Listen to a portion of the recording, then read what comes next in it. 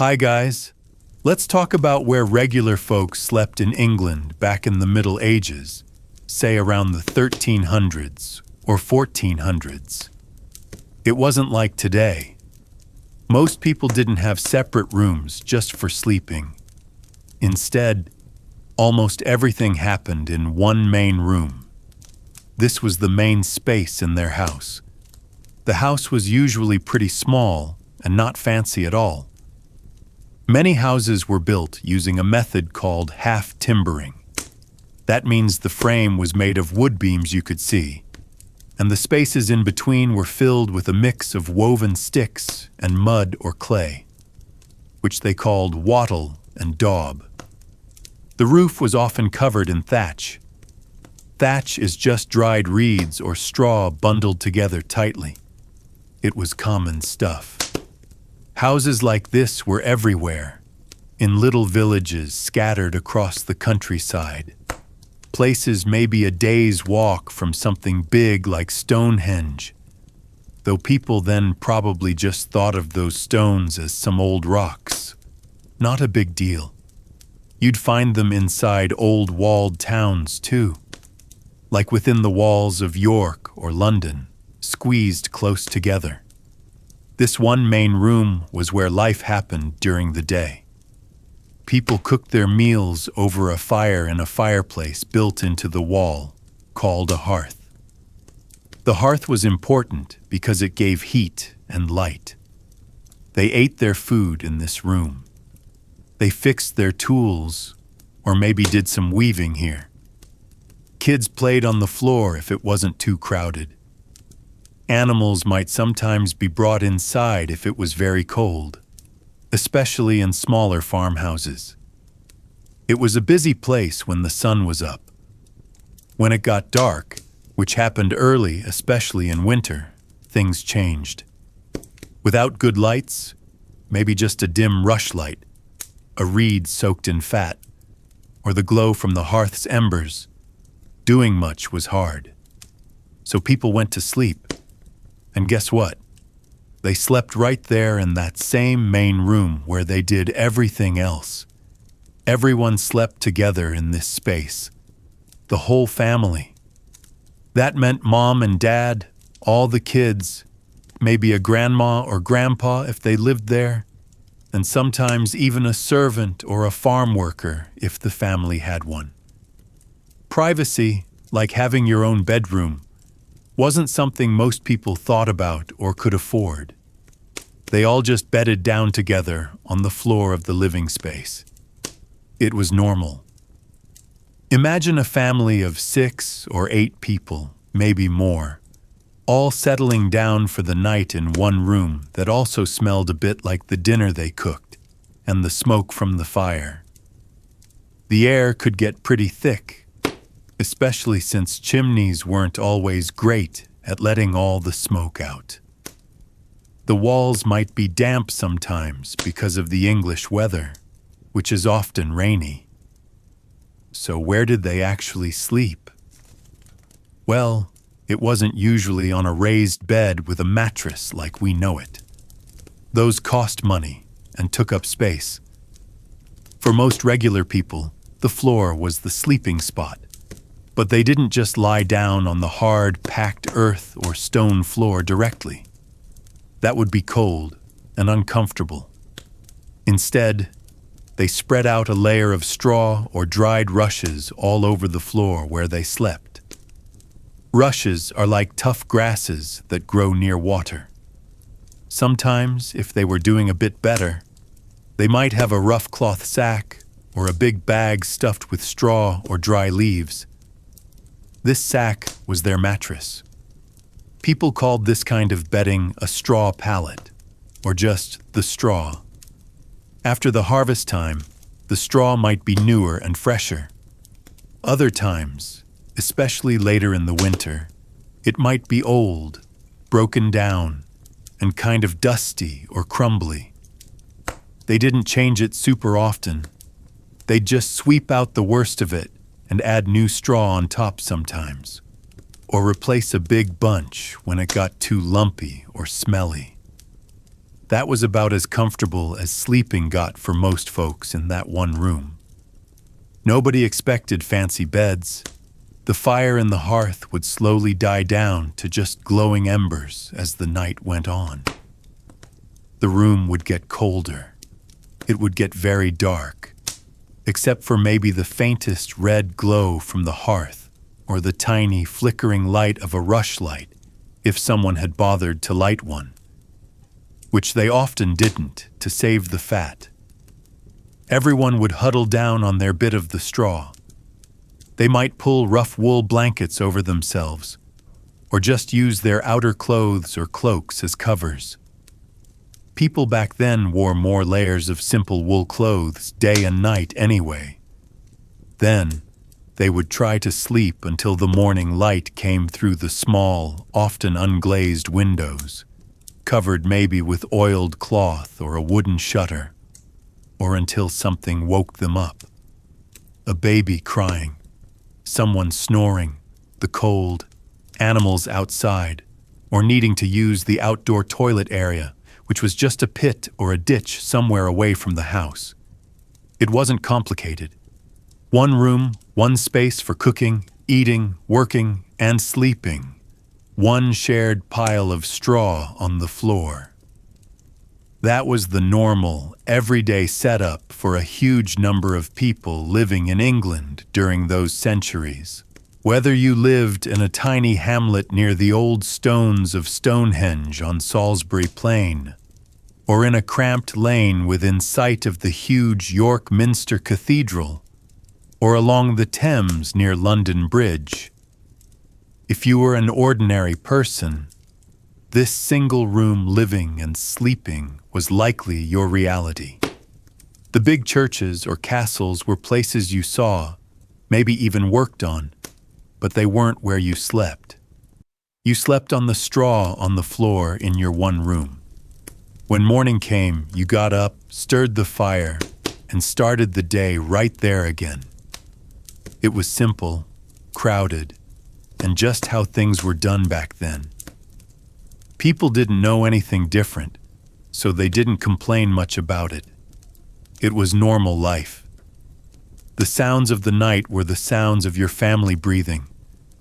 Maybe the wind whistling through gaps in the wattle and daub, or an animal outside, and the crackle of the dying fire. Then morning came, and it was time to get up and work. Usually starting by getting the fire going again in the same hearth right there in the same room where everyone had just been sleeping. The straw might be kicked aside a bit or left there until later. There wasn't a big routine of making beds like today. You just got up and started the day.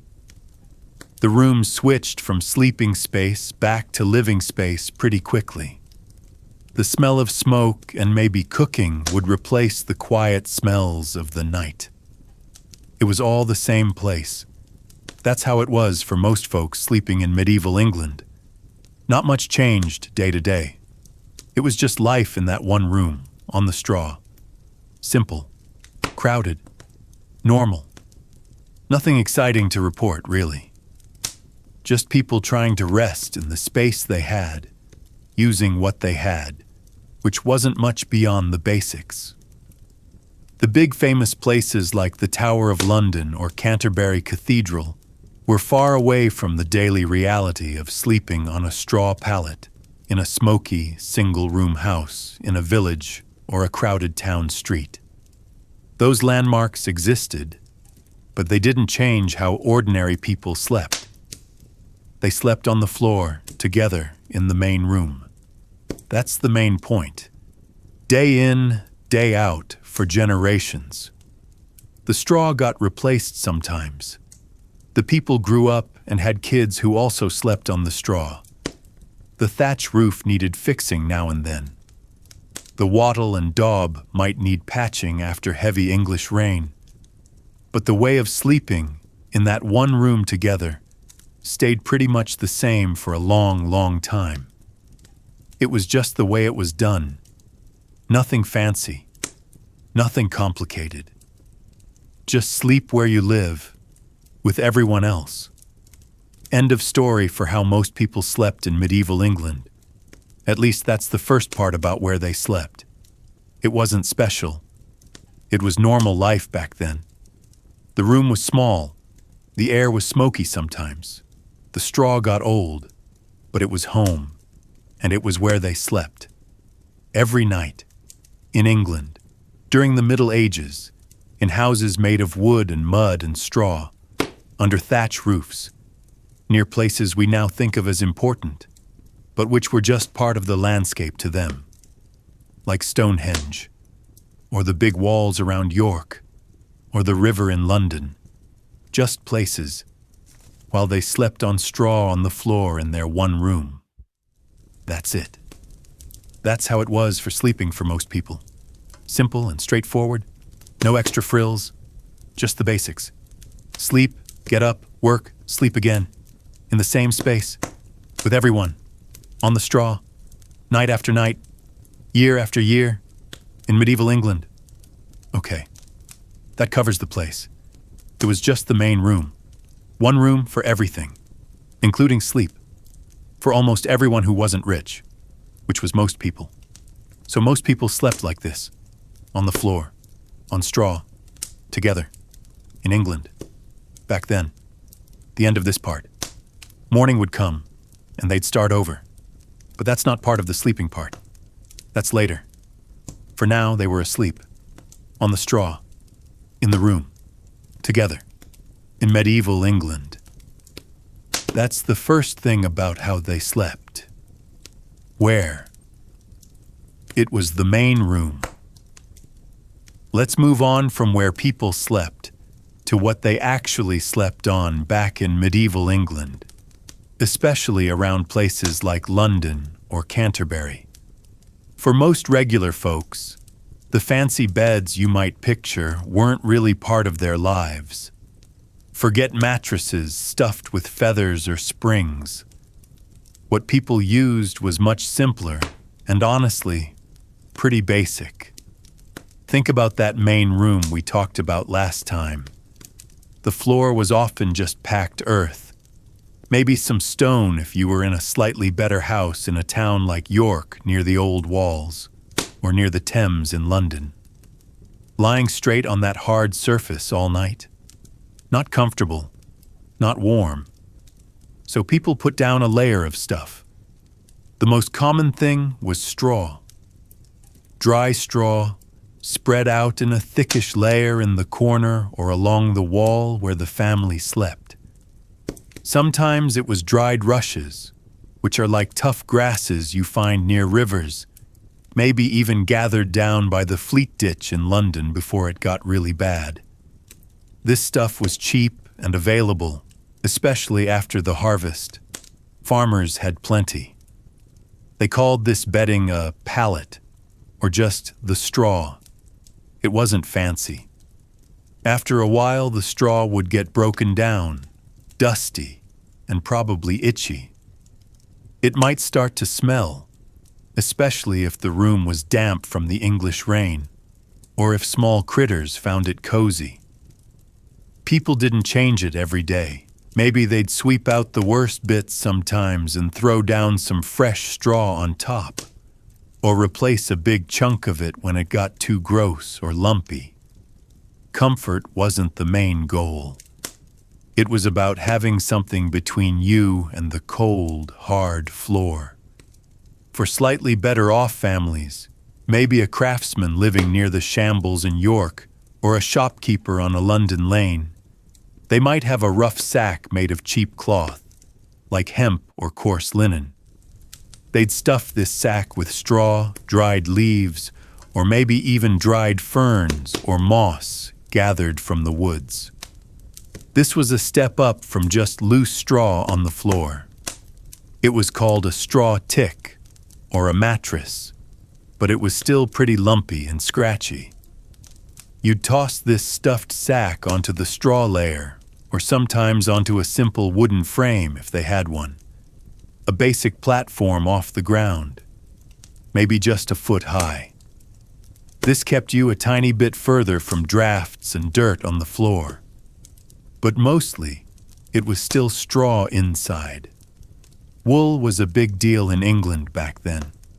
Sheep were everywhere, so sometimes if a family had a bit more, they might have a thin mattress stuffed with wool clippings or waste wool. This was definitely softer and warmer than straw, but it was still nothing like a modern mattress. It could get lumpy and compacted over time.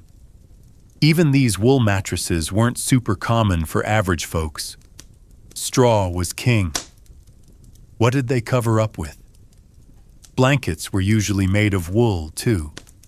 Rough, scratchy wool blankets. They weren't thick and fluffy like we have now. They were woven simply and were pretty heavy and stiff, especially when they got damp in the humid English air. Sometimes people just used their heavy outer cloaks or extra layers of their regular wool clothing as covers. Rich folks had fur covers or finer woolen blankets, maybe even linen sheets. But for the person living in a small house near Canterbury Cathedral or walking past the Tower of London every day, thick, scratchy wool was the nighttime standard. Pillows? Mostly not a thing. Seriously. The idea of a soft pillow for your head wasn't universal.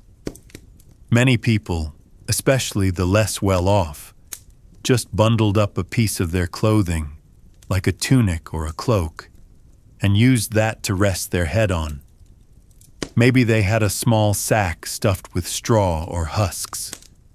Real pillows stuffed with feathers or down were a luxury item, mostly for the wealthy or perhaps seen by common folks inside the grand churches, like Westminster Abbey during services, but not in their own homes at night. You made do with what you had, which often meant resting your head on your arm or a rolled-up piece of cloth. So picture it. In a dim, smoky room in a half-timbered house somewhere in England, maybe hearing the bells from St. Paul's in London or smelling the River Ouse in York, a family settles down for the night. They lie down on a crackling layer of old straw, or maybe on a scratchy sack filled with more straw. They pull rough, heavy wool blankets over themselves. Their heads rest on a folded tunic. The air might be chilly and damp. The straw rustles. It might itch. It wasn't soft. It wasn't what we'd call comfortable, but it was what most people had. It was their bed. Night after night, year after year. The straw got replaced eventually. The blankets wore thin, but the basics stayed pretty much the same. Straw for padding, wool for warmth, the floor or a simple platform, and whatever was handy for your head. That was sleeping comfort for the average person in medieval England. No frills, just the simplest way to get off the cold ground and try to get some rest before another long day of work in the fields, or a shop, or down by the docks on the Thames. It was functional, not fancy. And that's pretty much all there was to it for a huge number of people living back then. The big castles and cathedrals stood tall, but inside the small homes, sleep happened on scratchy, simple bedding made from whatever was cheap and available locally.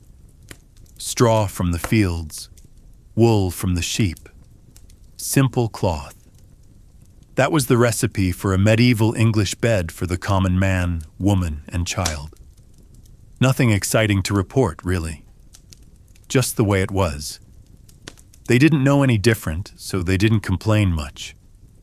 It was just part of life, sleeping on scratchy straw under scratchy wool in a room that smelled like smoke and damp earth somewhere in England during those centuries. Okay, that covers what they slept on. Next time, maybe where the slightly richer folks slept. But for now, that's the straw and wool reality for most. the end of this part about bedding. Let's talk about what they actually wore when they slept back in medieval England, say around the 1300s or 1400s. The simple answer is that most regular folks didn't really have special clothes just for sleeping. Not like pajamas or nightgowns we might think of today. For the average person living in a small village near a place like Canterbury Cathedral or in a crowded lane not far from the old London Wall, nighttime clothing was usually just their daytime clothing, maybe with some adjustments. It was a practical thing. People back then wore layers of simple clothes made mostly from wool. Wool was everywhere because England had a lot of sheep. It was the main fabric. Linen was used too, especially for the layer right next to the skin, like an undershirt. But wool was king for warmth, even when it got damp from the frequent English rain or fog rolling in off the Thames or the Ouse in York. A man might typically wear a long shirt called a tunic, some simple trousers or leggings made from wool or rough cloth, and perhaps a heavier woolen cloak or outer coat for colder days. Women wore long dresses or tunics, often with an overdress on top, and maybe a head covering like a wimple or a simple kerchief to keep their hair tidy and their head a bit warmer.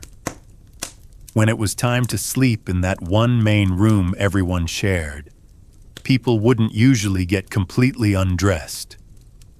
There were a few reasons for this. First, it was often cold, especially in winter. The fire in the hearth would die down to embers, and drafts came through the gaps in the wattle and daub walls under the door, or through the oiled cloth covering window holes. Places like the Cotswolds or up near York could get pretty chilly at night. Second, getting undressed completely wasn't always practical or considered necessary. Privacy was very limited, with everyone sleeping together in the same room. Parents, kids, maybe grandparents or a servant. Changing clothes fully just wasn't something done much at night. Third, it was faster and easier. So what most people did was take off their outer layers. They might remove their shoes, if they had any beyond simple leather wraps or wooden pattens for muddy streets. They might take off their belt, and perhaps their heavy outer wool tunic or overdress. But the basic underlayer, like the long shirt or smock, usually stayed on. This long shirt, often made of linen or coarse wool, was essentially their underwear and also their base layer for sleeping. It wasn't special sleepwear. It was just the clothes they had on under everything else. Sometimes, if it wasn't too cold, maybe on a rare warm summer night down near the coast in Sussex or Kent, they might take off their outer wool tunic or dress and just sleep in that long undershirt or smock. But very often, especially in the colder months, which were most of the year in England, they would sleep in most of their day clothes. They might pull their wool cloak over themselves like an extra blanket, or use a rough sackcloth covering. The main idea was to stay warm enough to sleep, not to be comfortable in fancy sleep clothes. Comfort wasn't really the big goal. Survival, avoiding freezing, and getting some basic rest were the priorities. So you'd see folks bedding down on their straw pallet, wearing their wool leggings and their tunic, or their wool dress, maybe loosened a bit at the neck or waist, but still very much on. Their head covering, like the kerchief or coif, might stay on too, for extra warmth on their head and ears in the drafty room. Even their stockings or hose might stay on their feet. For little kids, it was much the same. They wore smaller versions of adult clothes, simple tunics or smocks made from whatever fabric was available, often hand-me-downs or rough homespun wool. They usually slept in these clothes too. Babies might be swaddled tightly in long linen strips, which was a common practice people thought helped them grow straight and kept them warm and secure, preventing them from startling themselves awake. Then the swaddled baby would be placed near their mother on the straw for warmth and feeding during the night. Now, for the folks who were a bit better off, maybe a merchant living near the Guildhall in London, or a minor landowner in a village within sight of York Minster or the walls of Chester. Things might be slightly different. They might afford a separate sleeping space, even if it was just a corner curtained off in a larger room. They might have access to finer, softer linen for their undergarments. They might have a specific, looser shirt or a simple gown made of linen that they wore only for sleeping. But even for these slightly richer people, it wasn't usually a radically different outfit bought just for bed. It was often just a cleaner, perhaps longer or less worn-out version of their basic under-tunic. Not something you'd find in a special store called sleepwear. They still relied on layers and heavy wool blankets for warmth.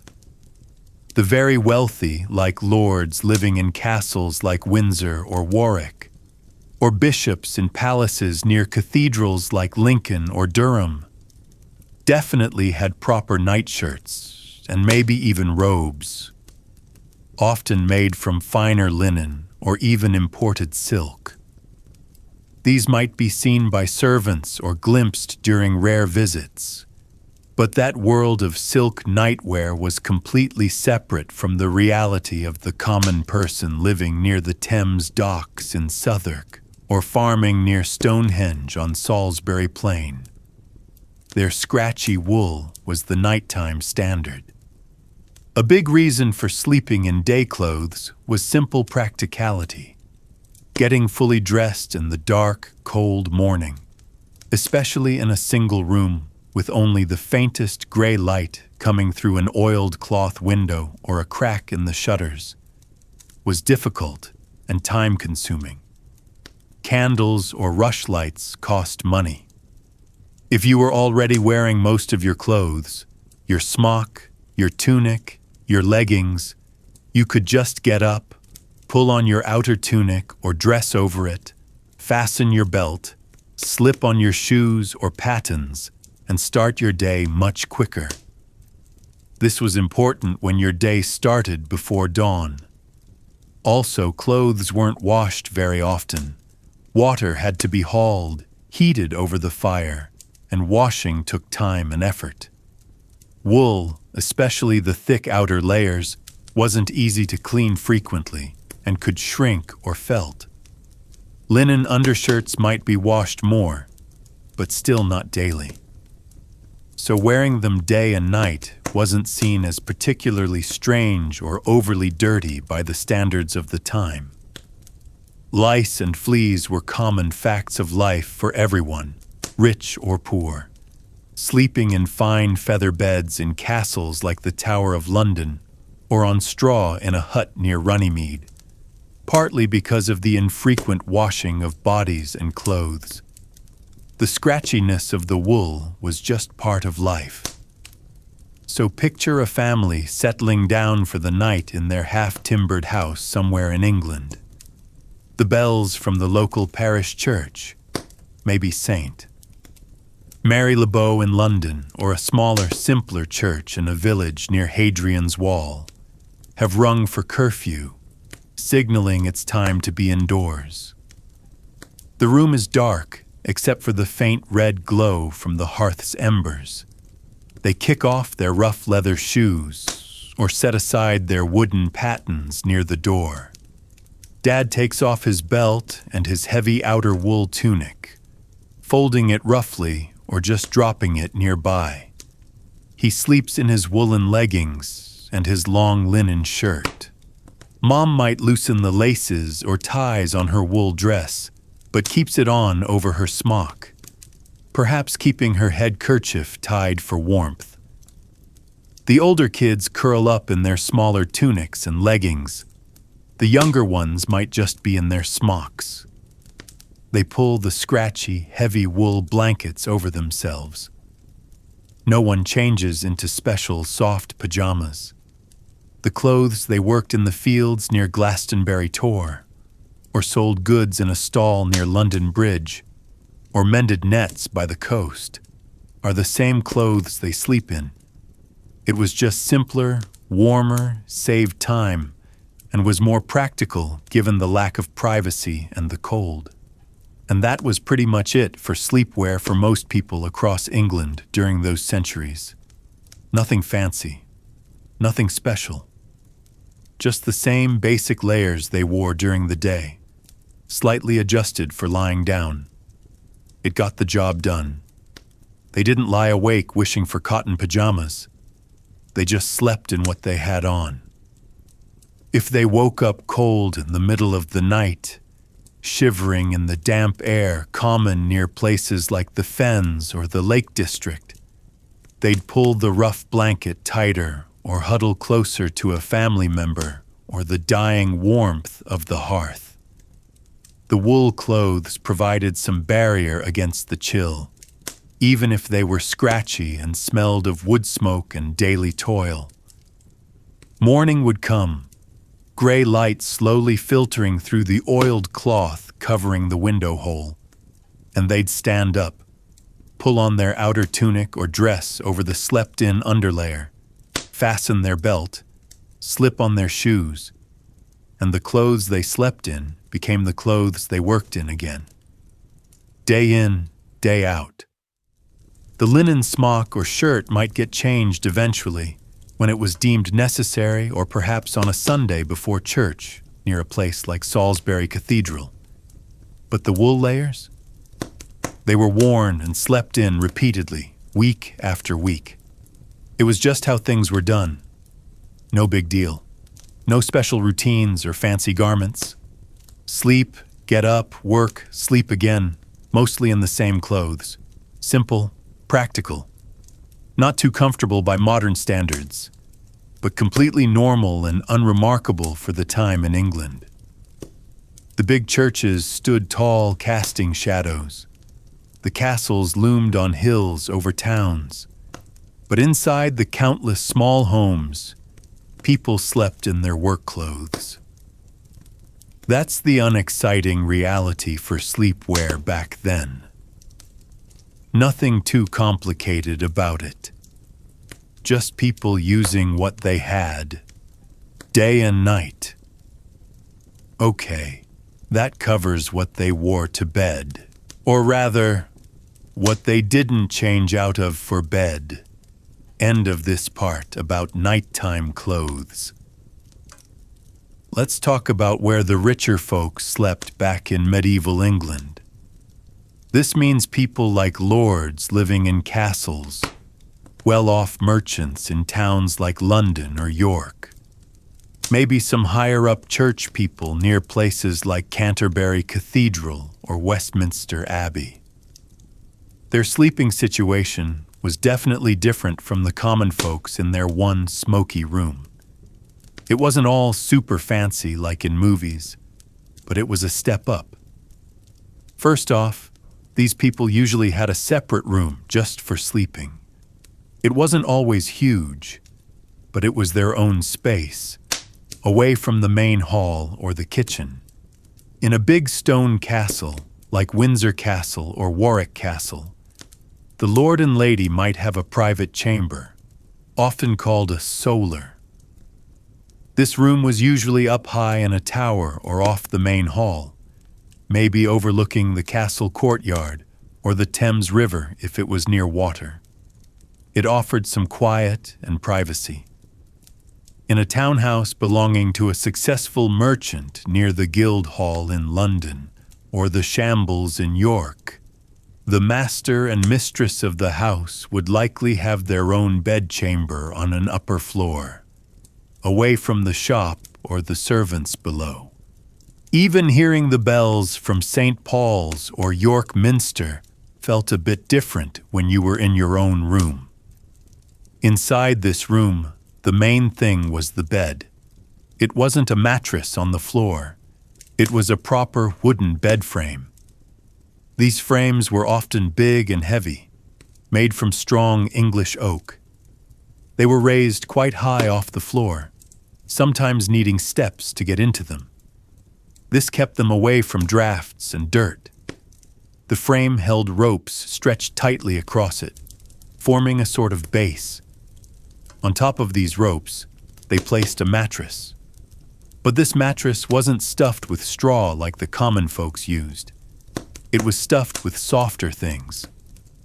Goose or duck feathers were the best, making it soft and warm. Sometimes they used wool, but a much finer, cleaner wool than the scratchy blankets others used. This feather bed was a big sign of being rich. Around this bed, there were often curtains, heavy cloth hangings, maybe made of wool or even velvet for the very rich, hung from the bed frame or from a special frame around the bed, called a canopy. These curtains could be pulled shut all the way around the bed. This did a few things. First, it kept out drafts, which was important in cold stone castles or drafty townhouses, especially during damp English winters near places like the Fens or the Lake District. Second, it gave privacy, especially if servants came into the room. Third, it kept out insects, though bugs were still a problem everywhere. The curtains might have fancy patterns or even pictures woven into them. Closing yourself into this little cloth room at night was pretty much the height of comfort back then. The bedding itself was also better. Instead of rough wool blankets, they had sheets made of linen. Linen was smoother and felt nicer against the skin than scratchy wool. Then, on top of the sheets, they had blankets, but again, finer wool ones, maybe even woven in places like the Cotswolds known for good wool. And then, for extra warmth or show, they might have a coverlet. This could be a brightly colored woven blanket, or even one stuffed with feathers, like a big quilt. Pillows were a thing here too. They weren't sacks of straw. They were stuffed with feathers, soft and comfortable for your head. They might have pillowcases made of linen too. The room itself might have a few other things. Maybe a chest for storing clothes and valuables, often locked. Perhaps a small table and a stool. There might be a fireplace to keep the room warm, which was a huge luxury. A fireplace meant you didn't have to rely on the main hall fire downstairs. A servant would come in to tend it.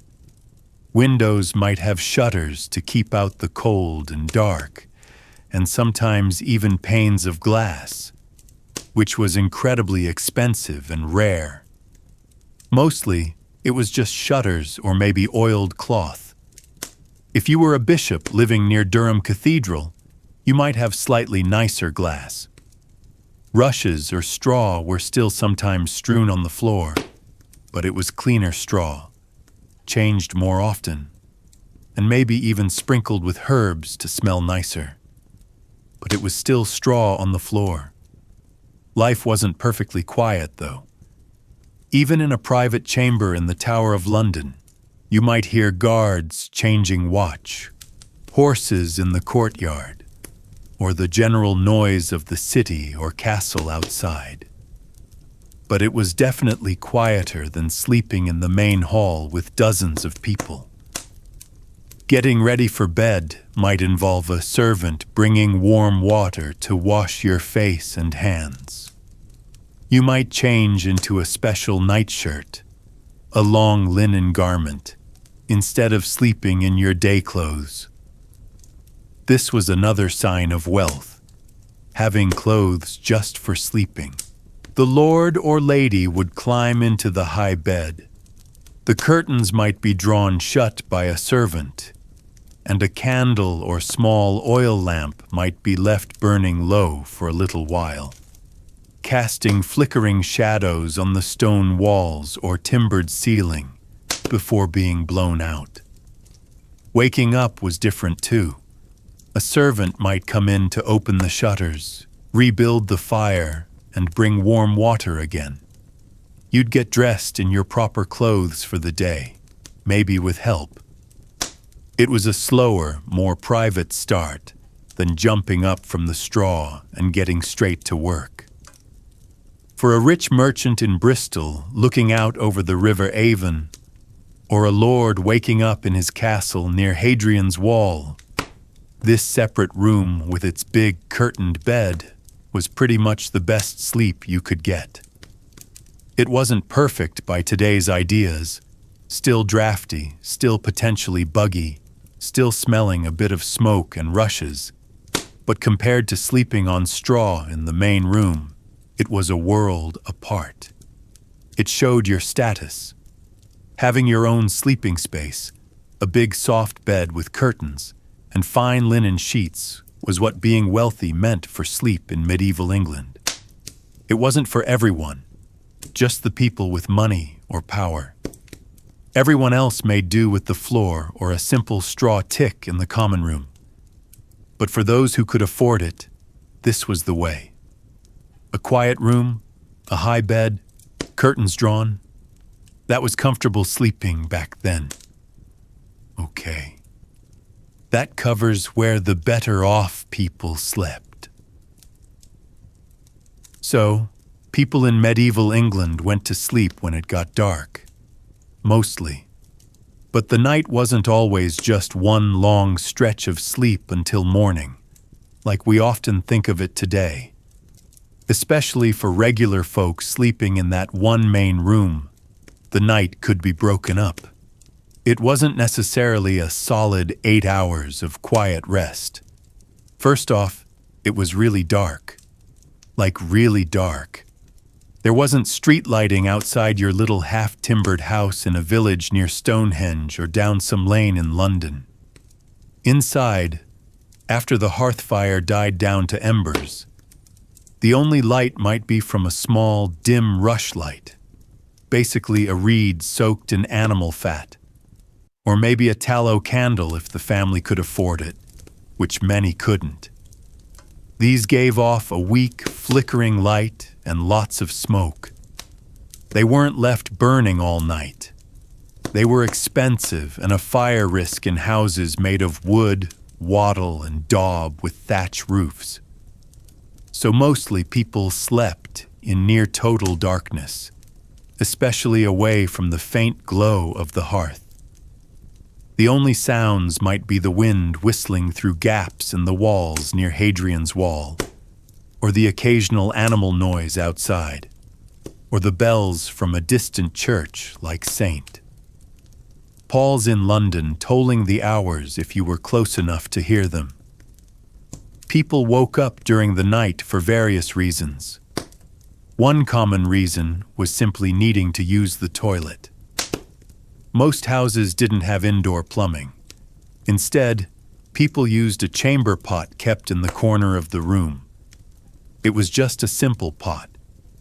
Using it in the dark, with everyone else sleeping nearby, was just part of life. The smell could get noticeable, especially towards morning.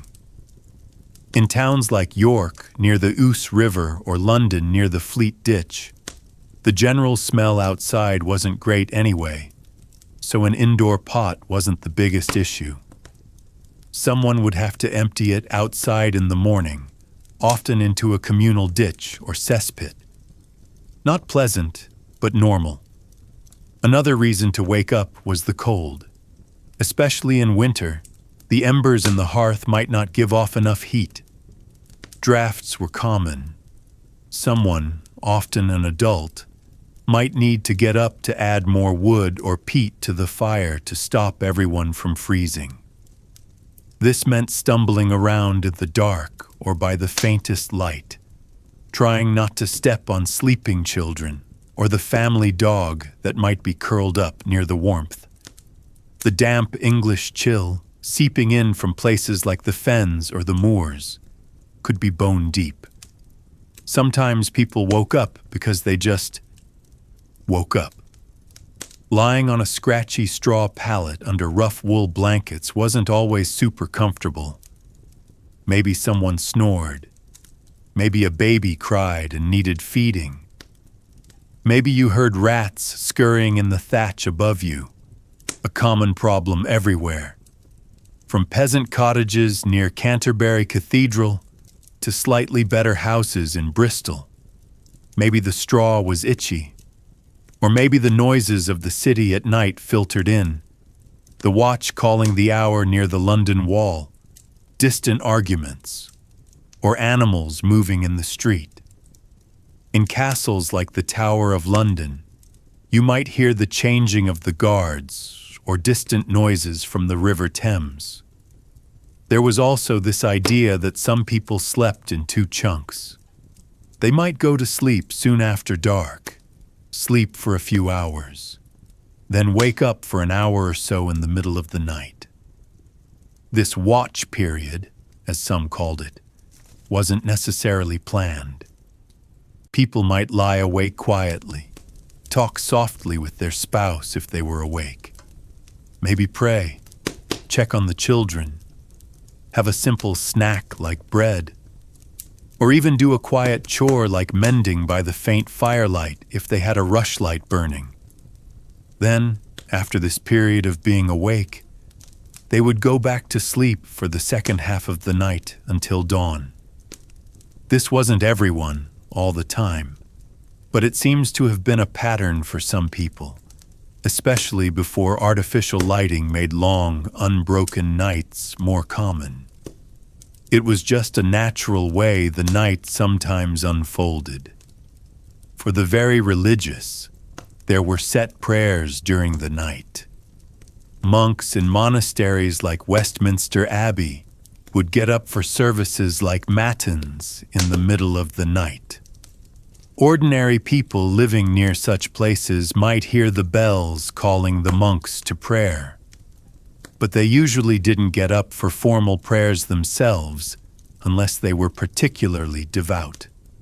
More commonly, if someone woke up feeling scared or anxious, maybe from a bad dream or the howl of a wolf, rarer by the late Middle Ages, but still possible in remote areas, or just the general uncertainty of life, they might say a prayer quietly to themselves before trying to go back to sleep.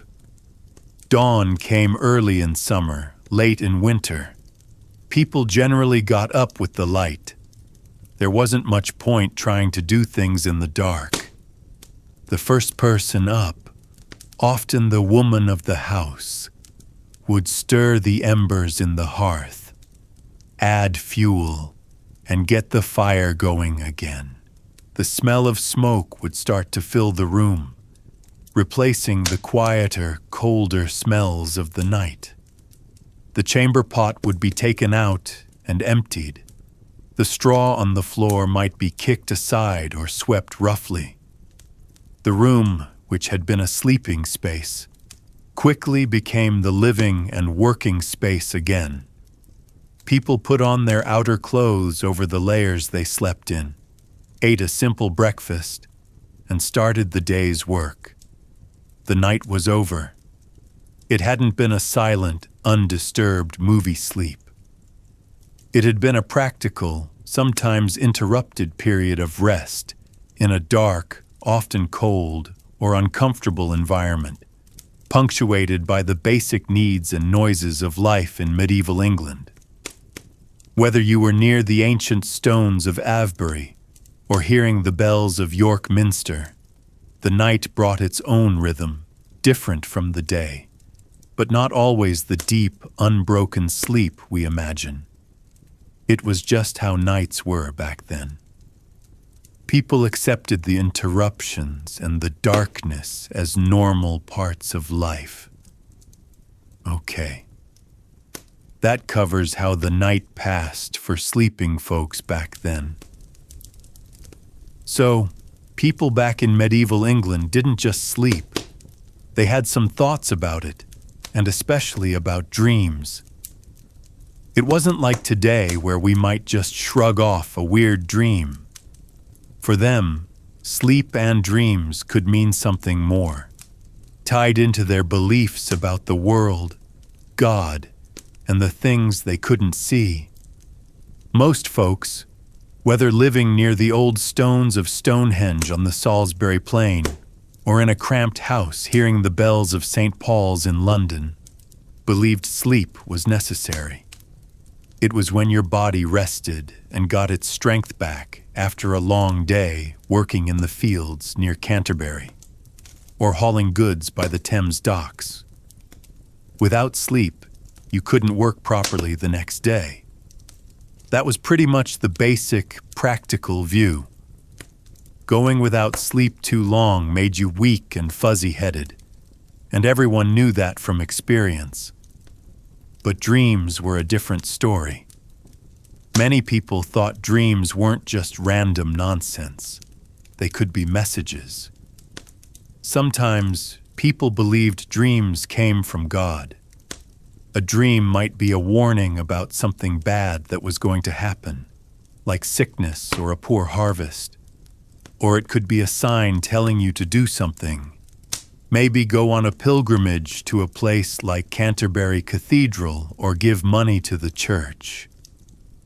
Churchmen often talked about important dreams in the Bible, like Joseph's dreams, so the idea that God could speak through dreams was pretty common.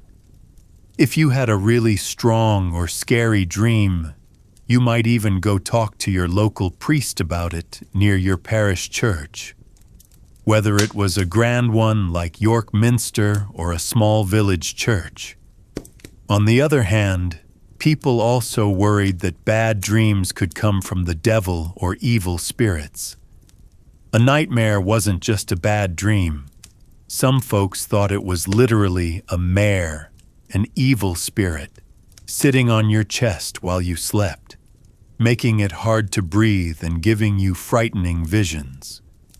People living near places associated with old stories, like the wild moors around Dartmoor or the deep forests near Sherwood, might be especially likely to think about spirits causing bad dreams.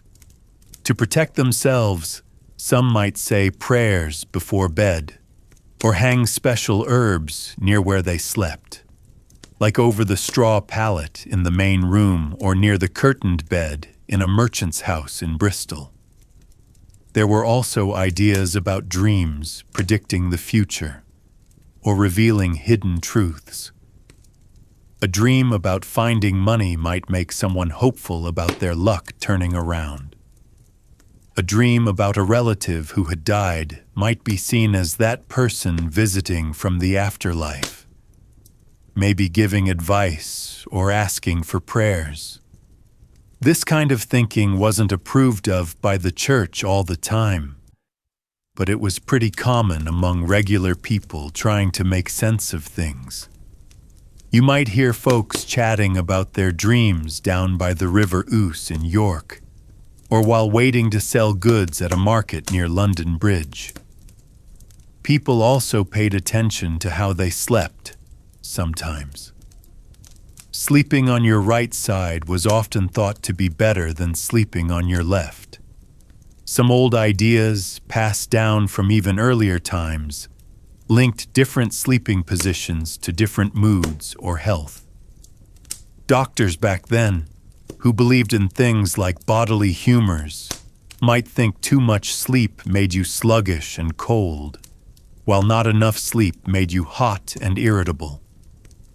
But for the average person sleeping on straw near Hadrian's Wall or in a Cotswold village, it was more about whether you felt rested or not, rather than complex medical theories. For most ordinary people, though, the main thing about sleep was still just the practical need to rest. Whether you were a fisherman sleeping in a hut near the coast, hearing the sea, or a blacksmith in Warwick near the castle snoring after a long day, you needed sleep to function. The thoughts about dreams and meanings were there, floating around, maybe discussed on a slow Sunday afternoon or after a strange night. But the daily reality was simpler. You worked hard. You got tired when the sun went down, helped along by the curfew bell in towns. You slept as best you could on whatever you had, and you got up to work again when it got light. The deep thoughts about God or spirits sending dreams were probably more for when a dream was really unusual or scary. Most nights, sleep was just sleep. A dark, quiet period to recover in their small, smoky homes scattered across England, from the damp fens to the rolling downs. It was a break from the hard work, and that was important enough on its own, without always looking for hidden messages. But the idea that dreams could mean something was always there in the background, part of how they saw the world. Okay. That covers some of what they thought about sleeping and dreaming. Children in medieval England slept pretty much like everyone else, just smaller. There wasn't a big fuss about special kid beds or routines. It was practical, fitting into the crowded single-room life most people had near places like Canterbury Cathedral or the bustling lanes of London. Babies were often swaddled. This meant they were wrapped tightly from shoulders to feet in long strips of linen cloth. People thought this helped the baby grow straight and kept them warm and secure. A swaddled baby couldn't move much. They were usually placed near their mother on the straw pallet, or sometimes in a simple wooden cradle if the family had one. The cradle might be pushed near the hearth for a bit of extra warmth during cold nights, especially in drafty houses near places like the damp fens or up north by Hadrian's Wall. The mother would feed the baby during the night as needed, right there in the main room. The smell of smoke and damp wool was just the normal air. Toddlers and little kids slept close to their parents or older siblings. They didn't have their own little beds. They just found a spot on the shared straw pallet on the floor. If the family had a simple raised bed, the younger children might sleep there with the parents, all crammed together. Privacy wasn't a thing. Everyone slept in the same space, hearing each other breathe, snore, or stir. A child might curl up near a slightly warmer spot, maybe closer to the dying embers of the hearth, or next to an older brother. Their clothes were simple versions of adult wear, wool tunics or smocks, and they usually slept in them, just like their parents did. Comfort wasn't the goal. Staying warm and out of the way was. If they woke up scared from a bad dream, maybe hearing owls near Sherwood Forest or the distant bells of York Minster, they might just whimper quietly or shuffle closer to a parent. There wasn't usually a lamp left on. It was dark, and they learned to cope. Older kids, the ones helping with chores or even apprentices living with a master craftsman near the Shambles in York or a shop in Southwark across the Thames from London, slept where space allowed. In their own home, they still shared the main room floor or a corner of the family bed. If they were servants or apprentices in another household, they slept where the master told them to. This could be on straw in a corner of the workshop, on the floor near the kitchen hearth, or even in a loft space if the building had one. It was functional sleeping, not comfortable.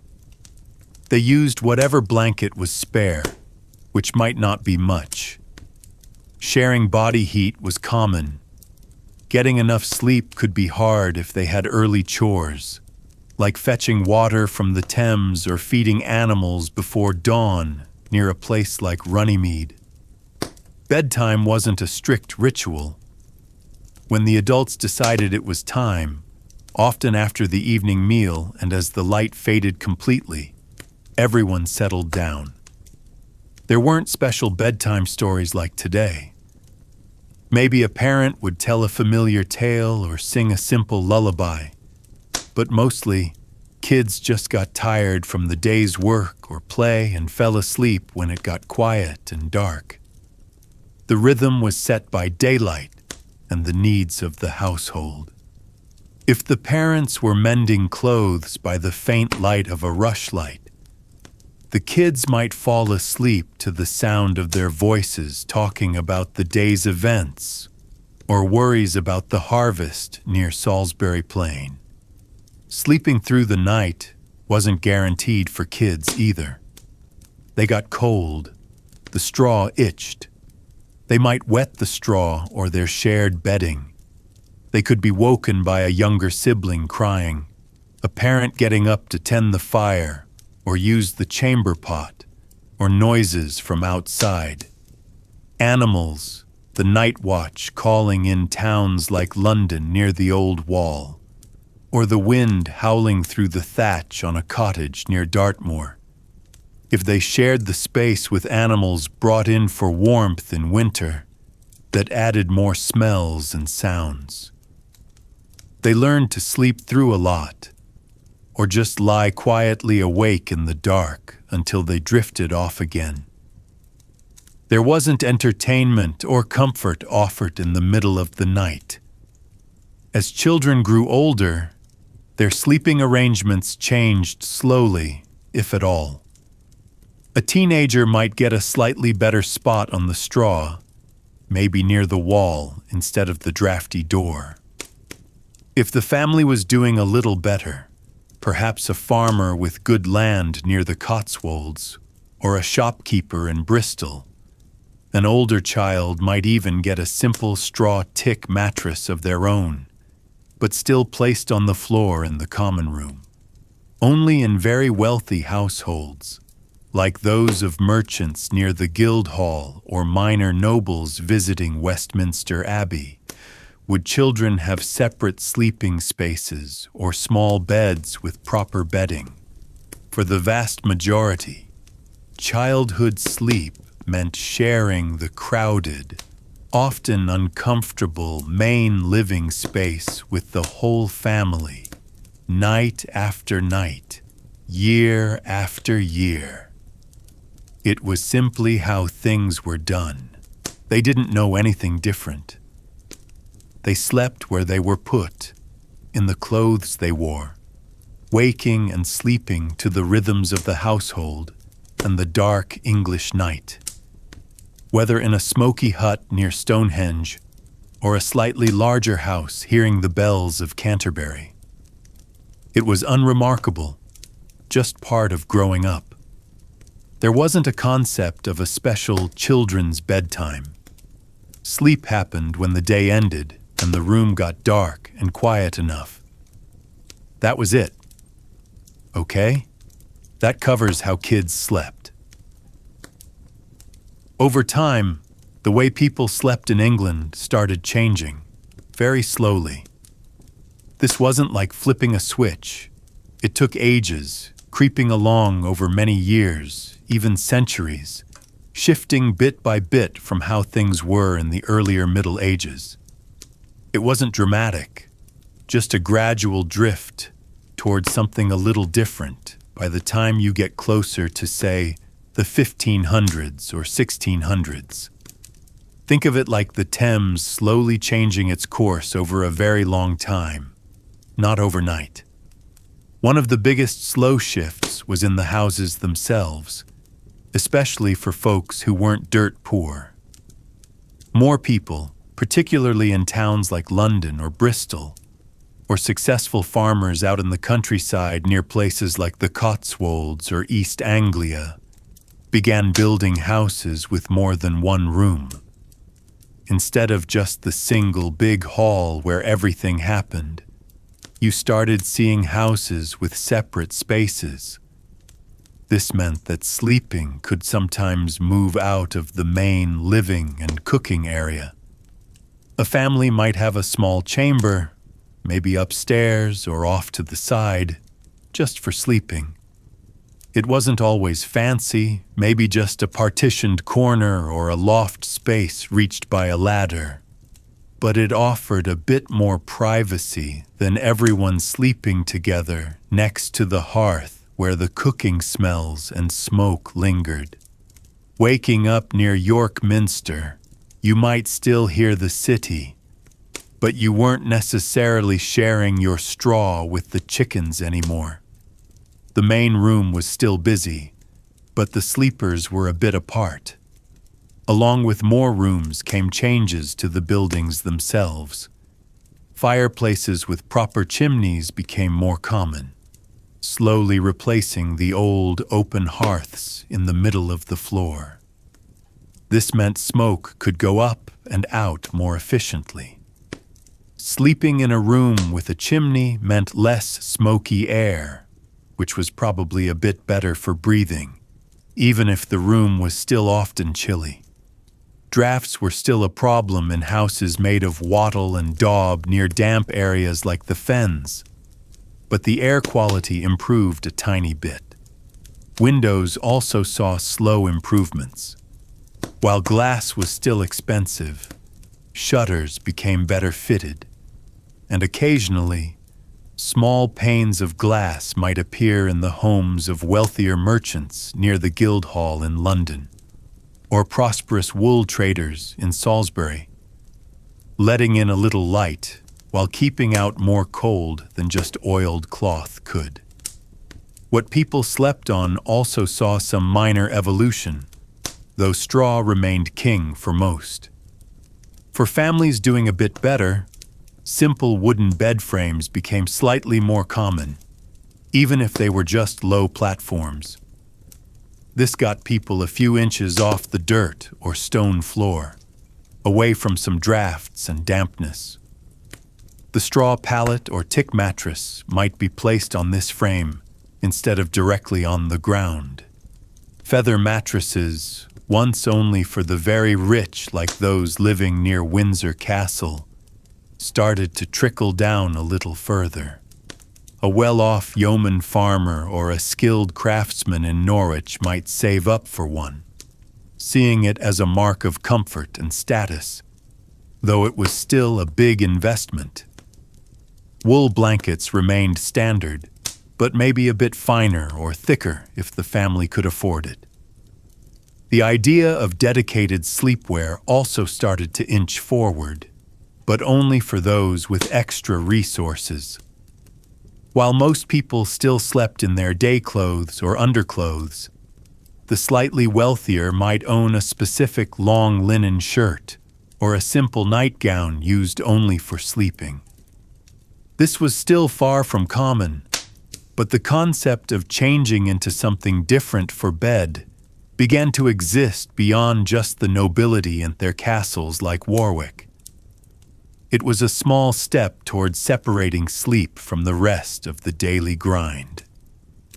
Even the rhythm of the night might have shifted slightly for some. As more houses had better ways to light interiors cheaply, like slightly better candles, and perhaps a bit more security in growing towns or enclosed farmsteads, the old pattern of sleeping in two chunks with a wakeful period in the middle might have become less universal for some people. People might still wake up for practical reasons. A crying baby near Canterbury Cathedral, needing the chamber pot, adding fuel to the fire on a cold night near Hadrian's Wall. But the idea of a planned, quiet watching period in the middle of the night might have faded a bit for those who could afford to burn a light or felt safer. The strict tolling of the curfew bell in cities like London still dictated when respectable folks should be indoors, but the hours inside might have become a little more flexible for some. However, it's crucial to remember that these changes were incredibly slow and uneven.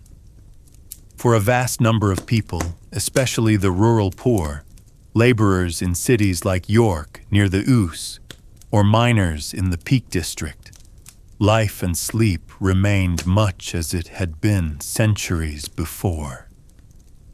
They still lived and slept in one or two cramped rooms. They still used straw pallets on the floor. They still slept in their day clothes for warmth. They still dealt with cold, drafts, insects, and interruptions. The grand cathedrals like St. Paul's might be rebuilt in new styles, but the sleep of the common person nearby changed far less dramatically. Progress was glacial and mostly benefited those already better off. So by the time you get towards the end of what we loosely call the Middle Ages and into the early modern period, sleeping in England wasn't completely stuck in the past. There were small movements towards more privacy, slightly better bedding for some, cleaner air indoors, and perhaps a tiny bit more comfort. But it was a crawl, not a leap.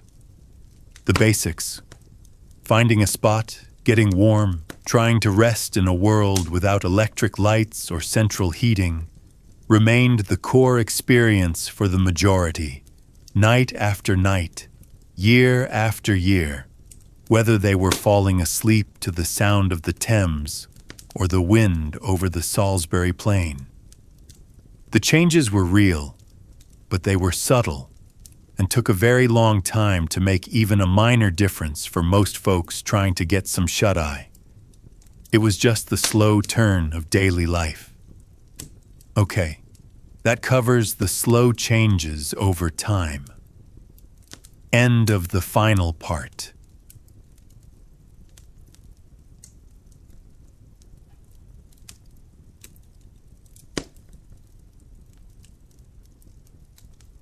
Hi guys. The story of wine begins in what is now Georgia and Armenia, where people first started making wine about 8,000 years ago. In Georgia, the earliest evidence comes from places like Shulaveri, where archaeologists found special clay pots called kvivri buried in the ground. These pots, shaped like large eggs, were used to make and store wine. The traditional method involved crushing grapes in stone basins and letting the juice ferment in these kvivri. Today, in Georgia's Kakheti region, particularly around towns like Signagi and Telavi, winemakers still use these ancient techniques. The Alaverdi Monastery, one of Georgia's oldest, has been making wine using kvivri for centuries and continues this practice today. In Armenia, the Arini 1 cave complex contains the world's oldest known winery, dating back about 6,100 years. The cave had a clay fermentation vat, grape seeds, and storage jars. Nearby, the village of Areni still produces wine from local grapes, and visitors can see the ancient winemaking equipment at the Areni Wine Factory. The Noravank Monastery, located close to Areni, is another important site where wine has been made for religious purposes since medieval times. Winemaking spread from these areas to Mesopotamia, where the Sumerians in cities like Ur began producing wine around 3000 BC. The ruins of Ur contain evidence of wine storage and drinking vessels. The famous ziggurat of Ur, a massive temple structure, may have been associated with wine offerings to the gods. In ancient Egypt, wine was made in the Nile Delta region, particularly in areas like the Fayoum Oasis. Tomb paintings in places like the Valley of the Kings show scenes of grape harvesting and wine production. The Egyptians stored wine in distinctive amphorae, many of which have been found in tombs, including those in the pyramids at Giza. The Phoenicians, living in cities like Byblos and Tyre along the Mediterranean coast, became important wine traders. They built special storage facilities for wine and developed ports for shipping it to other regions. The ruins of these ancient cities still contain evidence of their wine trade. The Phoenicians spread winemaking to their colonies, including Carthage and modern Tunisia, where archaeologists have found large wine production facilities. On the island of Crete, the Minoans built elaborate palaces like Knossos that included special rooms for storing wine in large jars called pithoi. The palace ruins contain frescoes showing wine-related scenes, such as harvest festivals. Wine was also important in Mycenaean Greece, where palaces like Pylos had records of wine production and distribution. The Lion Gate at Mycenae, the main entrance to the ancient city, may have been associated with ceremonial wine offerings. As Greek civilization developed, wine became central to their culture. The Temple of Dionysus in Athens was dedicated to the god of wine, and the nearby ancient agora contained shops where wine was sold. Greek colonists brought winemaking to southern Italy, building facilities in places like Paestum, where the well-preserved temples stand near ancient vineyards. The Greeks also established wine production on islands like Thasos, where the ancient wine press can still be seen today. The Romans later expanded wine production throughout their empire, building large facilities in places like Pompeii, where the ruins of wine shops and taverns are preserved. The Villa of the Mysteries, just outside Pompeii, contains frescoes showing wine-related rituals. In Rome itself, the Monte Testaccio, an artificial hill made of broken wine amphorae, shows the scale of ancient Roman wine consumption. Roman wine presses and storage rooms can be seen at archaeological sites across Europe, from France to Germany to Spain. Winemaking continued through the Middle Ages, with monasteries like Cluny in France and Eberbach in Germany maintaining vineyards and producing wine for religious and medicinal purposes. Many of these monastic winemaking facilities still exist today, such as the historic wine cellar at Eberbach Abbey. Medieval castles often had their own vineyards, like those at the Château de Guédelon in France, where traditional winemaking methods are still demonstrated. During the Renaissance, wealthy families in Italy built elaborate wine cellars in their villas, such as those at the Villa Medicea di Cafaggiolo in Tuscany. The famous wine-producing regions of Chianti and Montepulciano developed during this period, with many of the same vineyards still in operation today. In France, royal estates like Fontainebleau had extensive vineyards, and the palace cellars stored wine for the court. The age of exploration saw winemaking spread to new parts of the world. Spanish missionaries planted vineyards in Mexico at missions like Santo Domingo de Guzman, using techniques brought from Europe. Jesuit missionaries established vineyards in Argentina and Chile, with some of these early winemaking sites still operating today, like the Jesuit Estancia in Corolla, Argentina. In North America, early settlers planted vineyards in places like Virginia, where Thomas Jefferson attempted wine production at Monticello. The Spanish established missions with vineyards in California, including Mission San Gabriel Arcangel, which still maintains its historic winemaking tradition. Later, Immigrants from Europe brought their winemaking knowledge to regions like New York's Finger Lakes and Ohio's Lake Erie Islands, where some of the original wineries still operate today. The Industrial Revolution brought changes to wine production, with new technologies like mechanical presses and glass bottles becoming common. Many historic wineries from this period still exist, such as the Bodegas Tradición in Jerez, Spain, which continues traditional sherry-making methods.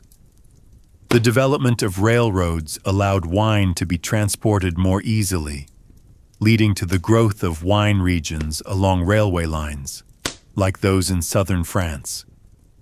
In the modern era, wine production has become a global industry, with traditional methods being preserved alongside new technologies. Historic wine regions like Bordeaux, Burgundy, and Tuscany maintain their centuries-old vineyards and wineries, while new regions in countries like Australia, South Africa, and the United States have developed their own winemaking traditions. Many old wineries now operate as museums, such as the Chateau Mouton Rothschild Wine Museum in France, where visitors can learn about the history of wine production. After the Greeks had their fun, the Romans decided to take wine production and turn it into an industrial operation. Around Rome and Pompeii, they built these large wine factories with rows of clay pots called dolia buried in the ground. You can still see them at places like Villa Regina in Bosco Reale. The Romans were all about efficiency, using screw presses to get every last drop from the grapes, which they wrote about in farming manuals that basically said the same things over and over about grape varieties like Aminean and Nomentan. The Romans were the first real wine snobs, going crazy for fancy vintages like Falernian wine from near Naples that they'd age for decades. Down at the port of Ostia, they had massive warehouses stuffed with wine jars ready for shipping across the empire. There's this artificial hill in Rome called Monte Testaccio, made entirely of broken wine jars, about 50 million of them, which tells you they really liked their wine. Wherever Roman soldiers set up camp, vineyards would pop up soon after, which is how places like Germany's Mosel Valley got started in the wine game. Rich Romans drank their wine from fancy silver cups at dinner parties they called convivia, while regular folks went to wine bars called popinae that were basically ancient versions of dive bars. You can still see some of these in Pompeii with their marble counters and built-in storage jars. They had this big temple of Bacchus near the Circus Maximus, where they'd pray to the wine god, probably asking him to cure their hangovers. Roman doctors like Galen prescribed wine for everything from stomach aches to sadness, though their medicine sometimes included weird stuff like lead, which probably didn't help much. Down in Spain, the Romans turned places like modern Andalusia into major wine factories. The area around Cadiz was pumping out so much wine they could barely keep up with demand from Rome. Meanwhile, in France, locals started using wooden barrels instead of clay jars, which was a big deal for shipping wine. Even up in Hungary, Roman soldiers planted vineyards that would eventually become famous wine regions. When the Roman Empire started falling apart, you'd think the wine business would dry up too, but the Catholic Church stepped in to keep things going. Monasteries like Monte Cassino in Italy and Cluny in France became the keepers of wine-making knowledge, carefully writing down all those Roman techniques. These monks were basically the original wine nerds, paying attention to soil types and grape varieties way before it was cool. They kept using Roman tricks for irrigation and hillside vineyards, especially in steep places like Germany's Mosel Valley, where growing grapes on slopes was the only option. The Romans left their mark all over the wine world. There are mosaics at Villa Romana del Casale in Sicily showing grape harvests that look pretty much like harvests today. Museums across Europe have displays of Roman wine tools that aren't too different from what we use now. They set up the whole system we still use, classifying wines by where they're from, aging them properly, even dealing with fake wines. Some things never change. Their shipping routes along rivers like the Rhone and Rhine became the original wine highways, moving product from vineyard to table centuries before trucks existed. So when you're drinking wine today, you're basically tasting history. Those Romans took winemaking from small-time stuff to big business, spreading vineyards further than anyone thought possible. From fancy dinner parties to corner wine bars, they created a wine culture that's still around today. Not bad for a bunch of guys in togas who've been gone for 1,500 years. The way we grow grapes and make wine still follows a lot of their basic ideas, even if we've got better tools now. Their influence stuck around through all those years when wine was mostly made in monasteries, right up until modern times when wine became popular everywhere again. The more things change, the more they stay the same, especially when it comes to wine. After the Roman Empire faded, wine production in Europe fell mostly to monasteries during what we call the Middle Ages. In France's Burgundy region, monks at places like Clos de Vougeot spent years figuring out which patches of dirt grew the best Pinot Noir grapes. Their big stone winery from the 1100s still stands today, looking like a castle but for making wine instead of fighting wars. These monks kept detailed records of their vineyards that would make any modern accountant nod in approval. Down in Bordeaux, things got interesting when Eleanor of Aquitaine married the English king in 1152. Suddenly, the English couldn't get enough of that claret wine, and ships were hauling barrels across the channel non-stop. The Bordeaux merchants got so rich they built fancy buildings around what's now called the Water Mirror Square, where you can see reflections of all that old wine money. Meanwhile, in Portugal, monks at Alcobaça Monastery were aging their wines in cellars with vaulted ceilings that look like they're straight out of a history book. Germany's Mosel River Valley became prime real estate for Riesling grapes during this time. The steep slopes forced winemakers to build stone terraces that look like giant staircases to this day. Hauling grapes up and down those things must have been brutal work.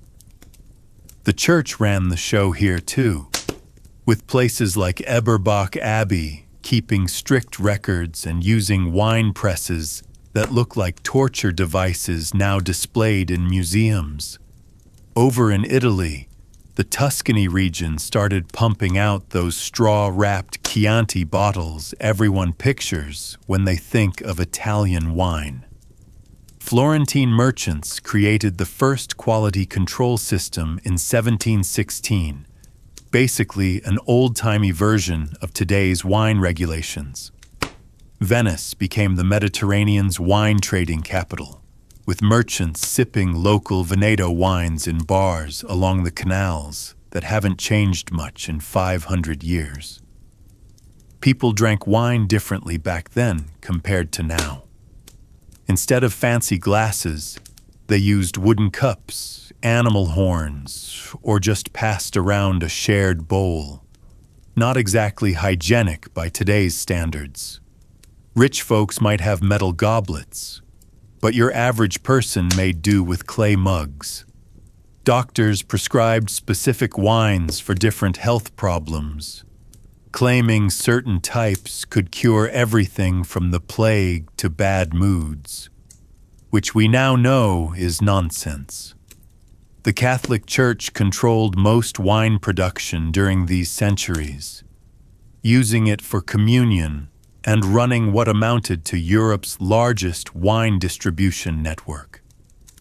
Pope Clement V even moved the church headquarters to Avignon, partly to be closer to the Rhone Valley vineyards, the original Holy Relocation package. Over in Hungary, they discovered how to make sweet Tokaji Azu wine from moldy grapes, which became a hit with royalty across Europe. When the Renaissance rolled around, wine started getting fancier. The Medici family in Florence threw parties with actual wine fountains, while Burgundy's dukes hoarded the best vintages for themselves. The big game changer came in the 1600s, with glass bottles that could be corked, finally allowing wine to be aged properly instead of drunk fresh like juice. This led to the start of wine collecting as we know it today. Wine production methods didn't change too much during these centuries. They still crushed grapes by foot in stone troughs and pressed them with wooden contraptions turned by hand.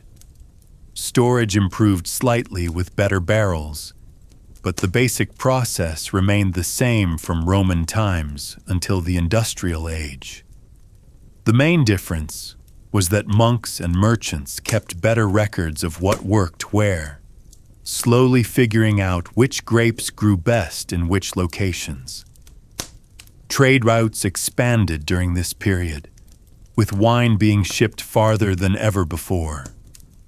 River systems like the Rhine became liquid highways for wine barrels, while sea trade brought Mediterranean wines to northern Europe.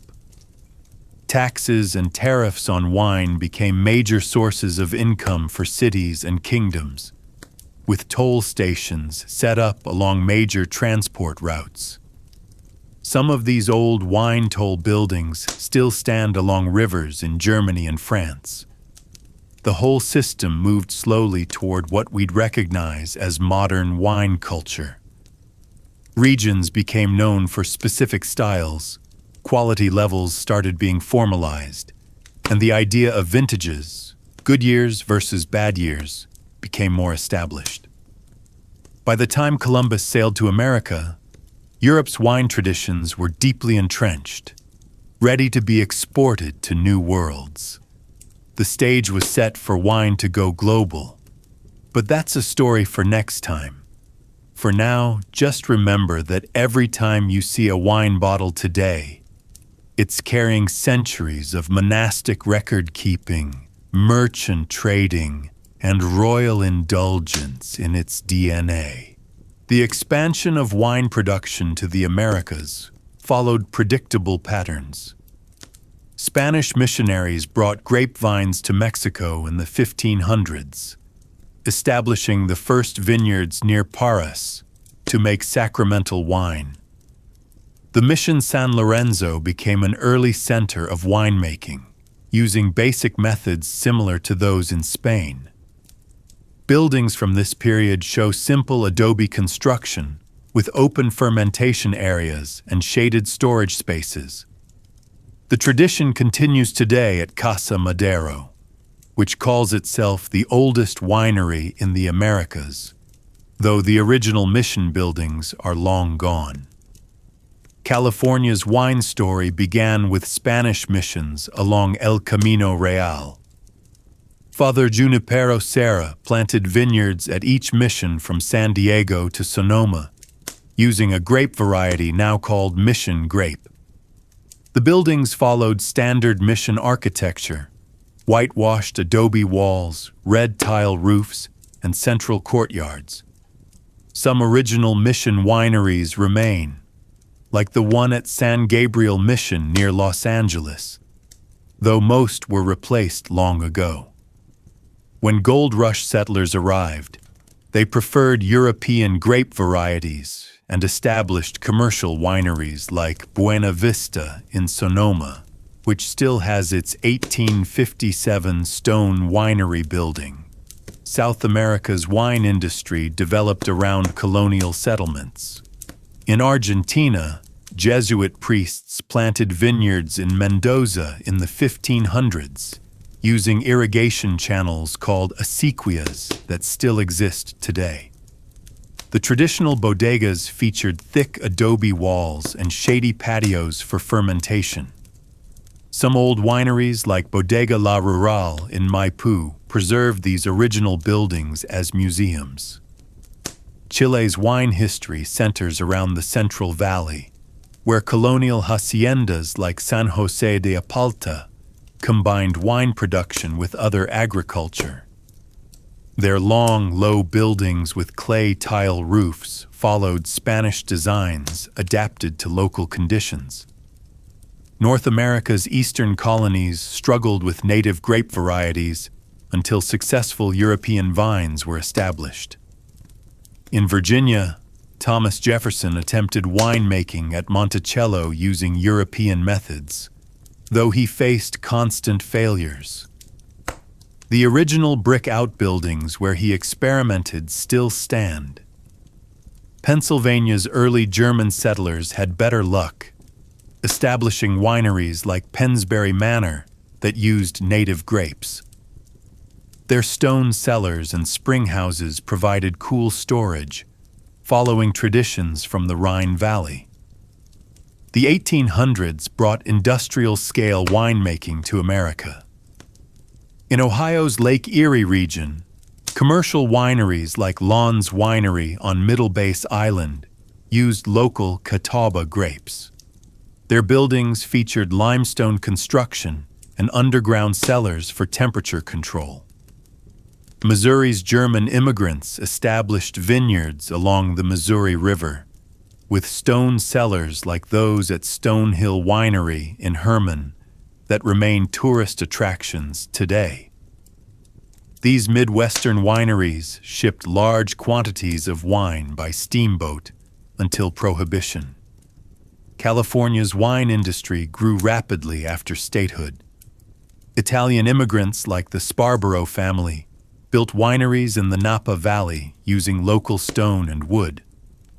The original Francis Ford Coppola Winery in Sonoma preserves this early 20th century architecture.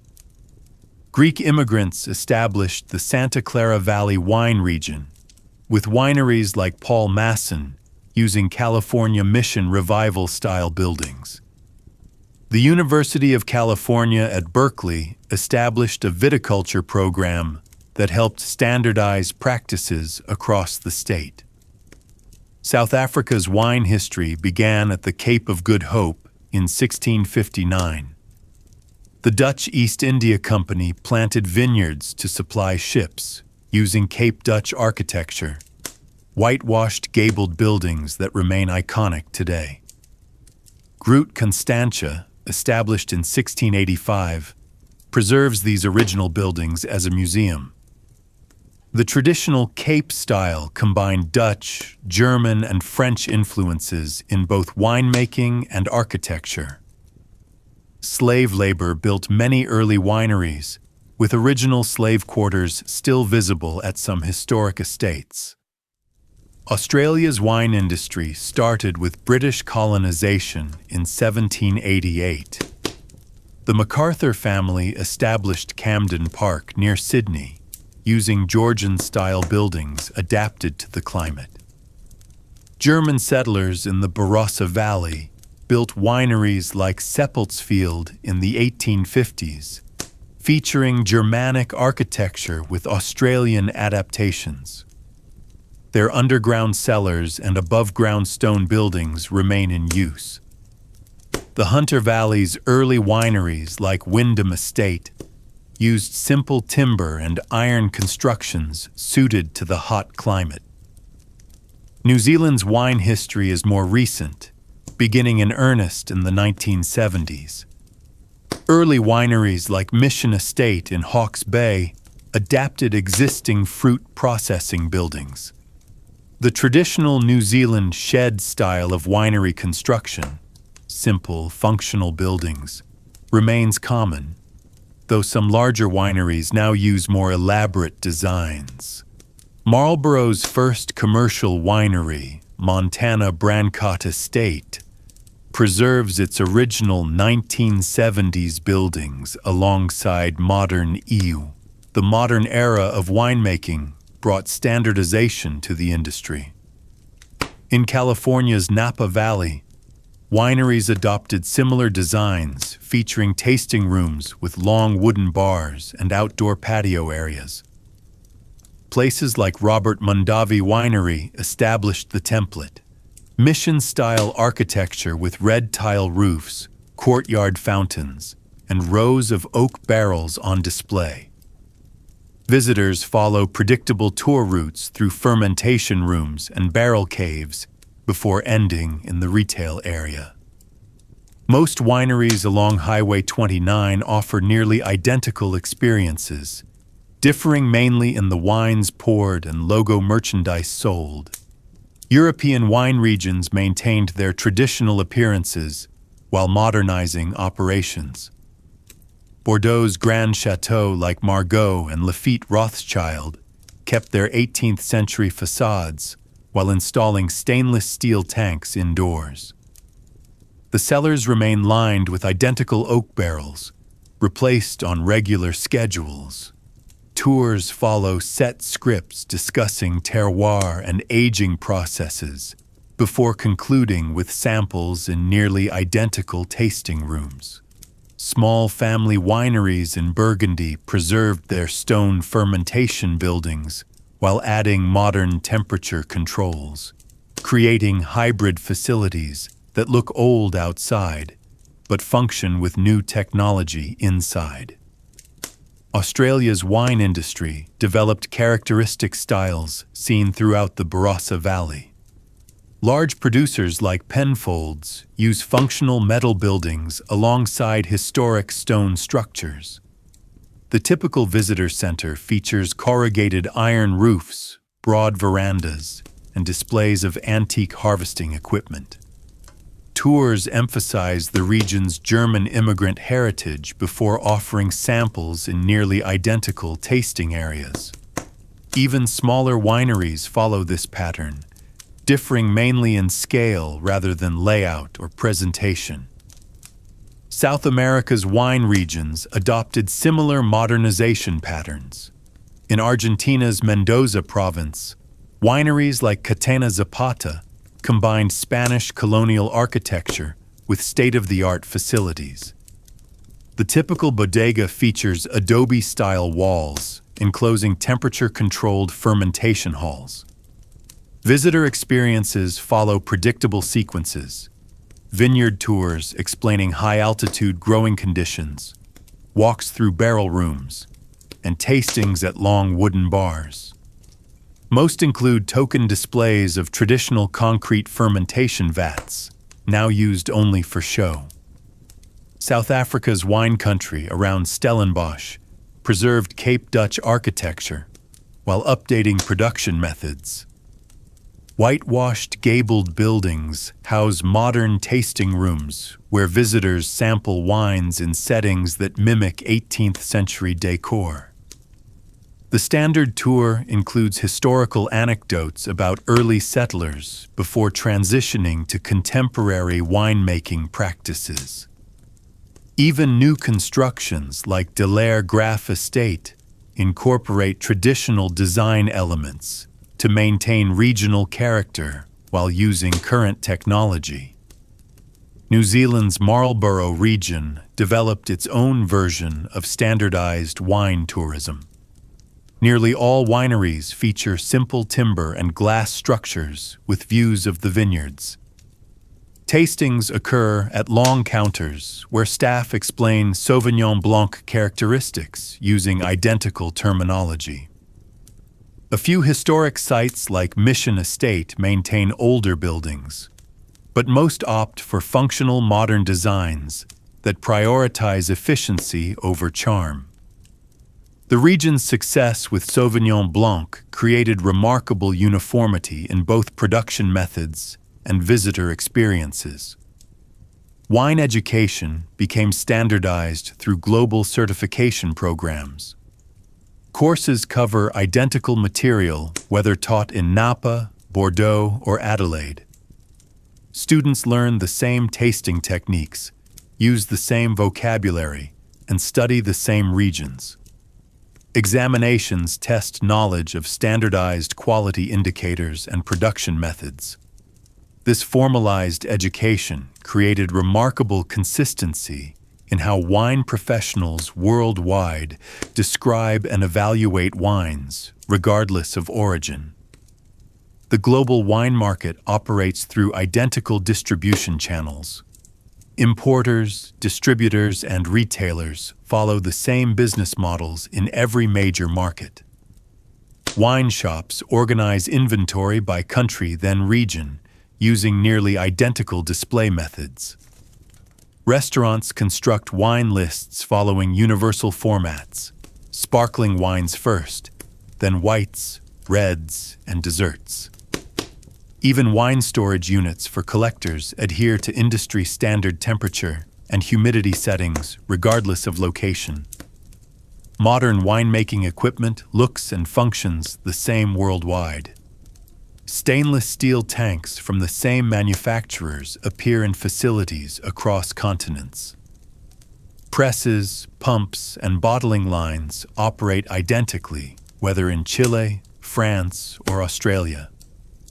Laboratory equipment for analyzing wine chemistry comes from a handful of global suppliers.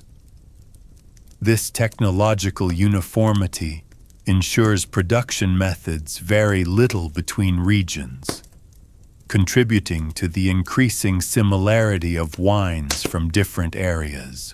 Climate change has prompted nearly identical responses across wine regions. Growers worldwide plant similar drought-resistant rootstocks and install comparable irrigation systems. Harvest dates have moved earlier by comparable margins in California, Australia, and Europe. Research stations share findings that lead to parallel adaptations in vineyard management. The challenges manifest similarly regardless of location, as do the attempted solutions promoted by industry groups. Future developments suggest continued convergence. Emerging regions like China's Ningxia province replicate established models rather than innovating new approaches. Winery architecture increasingly follows global rather than local styles. Even consumer preferences trend toward uniform international tastes. The wine world appears destined to become more standardized, with regional distinctions continuing to diminish over time. What began as diverse traditional practices has evolved toward universal methods and experiences. The business side of wine operates with remarkable consistency across regions. In California's Napa Valley, wineries follow similar pricing strategies based on production costs and brand reputation. Tasting rooms along Highway 29 charge comparable fees for wine flights, typically between $20 and $50. Staff at different wineries give nearly identical explanations about the tasting process, using standard phrases to describe wine characteristics. Retail areas display bottles in similar arrangements, with less expensive wines on lower shelves and premium selections at eye level or in special cases. Most wineries offer memberships with comparable benefits, discounted purchases, exclusive releases, and invitations to special events. French wine regions maintain traditional business practices with modern adaptations. In Bordeaux, the en primeur system continues unchanged for decades. with buyers sampling barrel samples each spring before committing to purchases. Chateau maintains similar price structures based on their 1855 classification rankings, despite fluctuations in quality between vintages. The negotiant system functions as it has for centuries, with merchants handling distribution while producers focus on winemaking. Visitors to the region encounter identical sales approaches at different estates, beginning with vineyard tours before progressing to tastings and purchase opportunities. Italian wine producers follow comparable commercial models throughout the country. The Cantina Sociale system allows small growers to pool resources for production and marketing. Wineries in Chianti and Barolo employ similar direct-to-consumer strategies, offering tours that conclude in nearly identical tasting rooms. Online sales platforms use standardized formats regardless of producer size, with identical shipping options and case discounts. Even small family wineries maintain websites following the same basic templates: history page, product listings, and contact forms. Spanish wine businesses operate with remarkable uniformity across regions. Rioja's bodegas employ similar aging classifications that determine pricing tiers. Most maintain nearly identical visitor programs: tours of underground cellars followed by tastings in stone-walled rooms.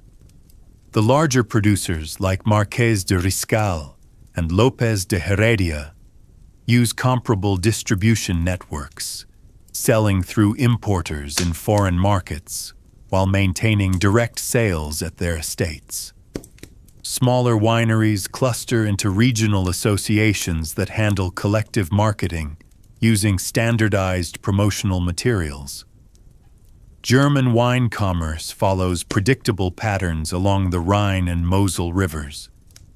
The VDP classification system creates consistent quality hierarchies that influence pricing. Most producers offer similar tasting room experiences, with long wooden bars and flights organized by sweetness levels. Wine clubs operate on nearly identical models throughout the region, with seasonal shipments and member discounts. Even the smallest family wineries use the same label designs: tall, slender bottles with Gothic lettering emphasizing vineyard names and quality categories.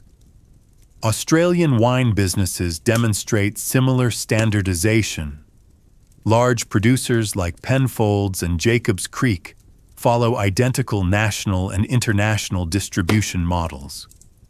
Their visitor centers offer comparable experiences: self-guided tours ending in expansive tasting rooms with retail sections.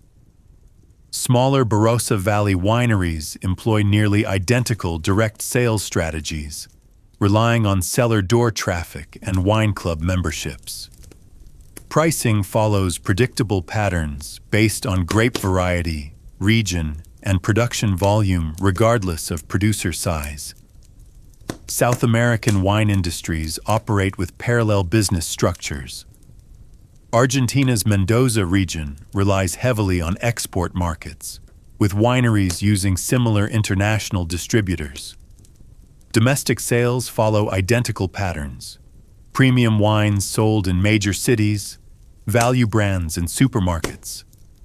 Chilean producers emphasize foreign markets even more strongly, with nearly all large wineries maintaining identical export-oriented production strategies. Visitor experiences at major estates like Concha y Toro follow scripted routines combining historical narratives with modern winemaking explanations before concluding in similar tasting rooms. The global wine trade functions through standardized financial systems. Letters of credit, shipping contracts, and customs documentation follow identical formats regardless of origin or destination. Insurance products cover standard risks. spoilage, breakage, and temperature fluctuations during transit. Payment terms repeat across markets, typically net 30 or 60 days for commercial buyers. Even small wineries use accounting software specifically designed for the wine industry, tracking inventory and sales in nearly identical ways worldwide. Marketing approaches show remarkable consistency across regions. Social media campaigns emphasize similar visual elements: vineyard landscapes, harvest activities, and cellar operations. Influencers use identical tasting note formats, whether reviewing California Cabernet or French Burgundy. Print advertising follows comparable creative strategies, with bottle shots accompanied by brief tasting descriptions and awards listings. Trade show booths employ similar designs: wood finishes, backlit displays, and tasting counters arranged to maximize traffic flow. Future business trends suggest continued convergence. E-commerce platforms standardize online sales experiences across borders. Blockchain applications promise identical provenance tracking from vineyard to consumer. Direct-to-consumer shipping regulations gradually align between countries. The wine business appears destined for increasing uniformity as global markets integrate further and best practices spread universally. Regional distinctions that once defined commercial approaches continue diminishing as standardized models dominate worldwide. Wine production follows similar patterns in most parts of the world today. In California, the process begins each year with pruning vines in January and February. Workers move systematically through rows of grapes, cutting back last year's growth in preparation for the new season. Large wineries in places like Napa Valley use machines for many tasks, while smaller producers still do some work by hand. The weather remains a constant concern, with growers checking forecasts daily and adjusting their plans accordingly. The buildings used for making wine look much the same everywhere. Large metal tanks stand in rows inside warehouse-like structures. Wooden barrels fill storage areas where the temperature and humidity stay carefully controlled. Tasting rooms typically have long counters where visitors can sample wines, with shelves displaying bottles for sale. Many feature outdoor seating areas with views of vineyards. The designs follow practical needs rather than standing out as unusual or creative. Harvest time brings similar activity across wine regions. Workers pick grapes when tests show the right sugar levels, usually between August and October. The fruit travels quickly to the winery where machines remove stems and crush it. Juice flows into tanks to begin fermentation, a process that happens the same way whether in France, Australia, or South America. Workers monitor temperatures and take samples to check progress at regular intervals. Rules about wine names and labels create uniformity between countries. Certain words like reserve or estate bottled mean specific things that don't change from place to place. Government agencies check that wineries follow these requirements before approving sales. The information on back labels tends to repeat the same details about alcohol content, producer location, and grape varieties. Wine shops organize their selections in predictable ways. Bottles grouped together by country first, then by region within that country. Price tags show cost per bottle clearly, with more expensive wines often kept in separate cases or behind counters. Staff receive training to describe wines using standard terms about fruit flavors, acidity, and body. Customers can expect to find similar selections whether shopping in New York, London, or Tokyo. Restaurants handle wine service nearly identically worldwide. Servers present the bottle, show the label, and open it at the table. They pour small tastes for the person who ordered before filling glasses for everyone. Wine lists follow the same format, starting with sparkling wines, then white, red, and dessert wines. Prices typically mark up bottles 2 or 3 times above retail cost. Wine education programs teach the same information everywhere. Classes begin with how grapes grow, then move to fermentation and aging. Students learn to identify common aromas and flavors using standardized tasting techniques. Exams test knowledge of major regions and grape varieties, with passing scores leading to certificates recognized across the industry. The curriculum changes little from year to year. Trade shows for wine professionals feature similar displays in every location. Booths showcase bottles from different regions, while equipment companies demonstrate the latest tools for vineyards and cellars. Seminars cover familiar topics like marketing trends and new regulations. Attendees exchange business cards and discuss orders for future shipments, following routines established over decades. Wine competitions use judging systems that vary little between events. Samples arrive in identical glasses marked only with numbers. Experts swirl, sniff, and taste each one before assigning scores based on appearance, smell, and flavor. Medals awarded to winners follow the same gold, silver, and bronze categories used in other industries. Results get published in formats that make easy comparisons between vintages and producers. Climate change affects all wine regions in comparable ways. Warmer temperatures cause grapes to ripen earlier than in the past. Drought creates problems for irrigation in places like California and Australia alike. Growers respond by planting different grape varieties or changing trellis systems, solutions that spread quickly between regions facing similar challenges. Research stations share findings that help vineyards adapt to shifting weather patterns. Future developments seem likely to continue these trends toward sameness. New technologies get adopted everywhere at about the same time. Consumer preferences shift in similar directions across different countries.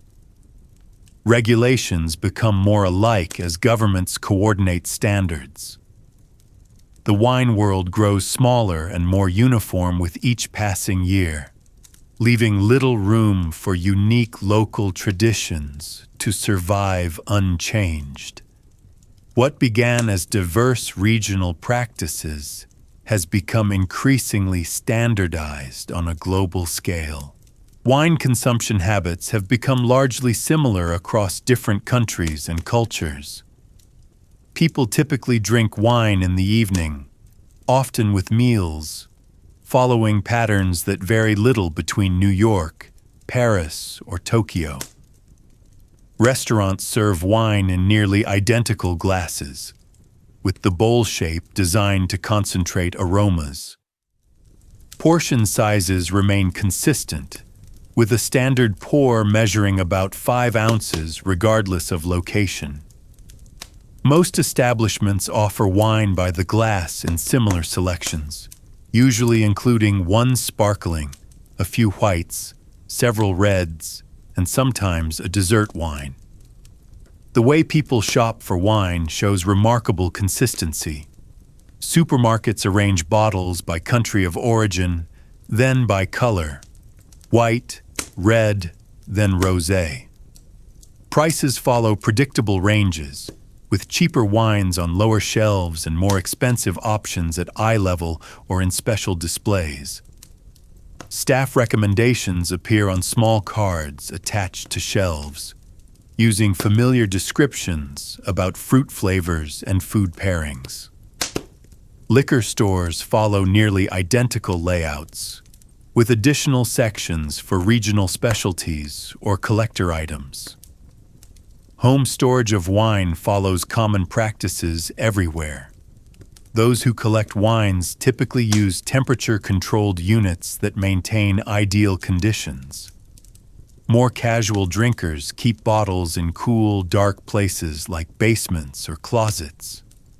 Serving temperatures have become standardized, with whites chilled and reds at slightly below room temperature. Most people use the same type of corkscrew, with some opting for more expensive lever models, while others choose simple waiter's tools. Wine festivals occur in every major production region with similar formats. Local wineries set up booths where attendees can taste samples. Food vendors offer snacks intended to pair with the wines. Some events include educational seminars or live music, but the basic experience remains the same whether in California, Italy, or Australia. Tickets usually include a souvenir glass and a certain number of tasting tokens, with additional pours available for purchase. Wine clubs operate on nearly identical models worldwide. Members receive regular shipments of selected bottles, typically quarterly. Accompanying materials describe the wines using standard terminology about aromas, flavors, and suggested food matches. Pricing structures follow similar tiers based on quality and exclusivity, with higher levels offering limited production wines or access to special events. Cancellation policies and delivery terms show little variation between different clubs. The role of wine in holidays and celebrations has become uniform across cultures. Champagne toasts mark weddings and New Year's Eve parties in nearly every country that consumes wine.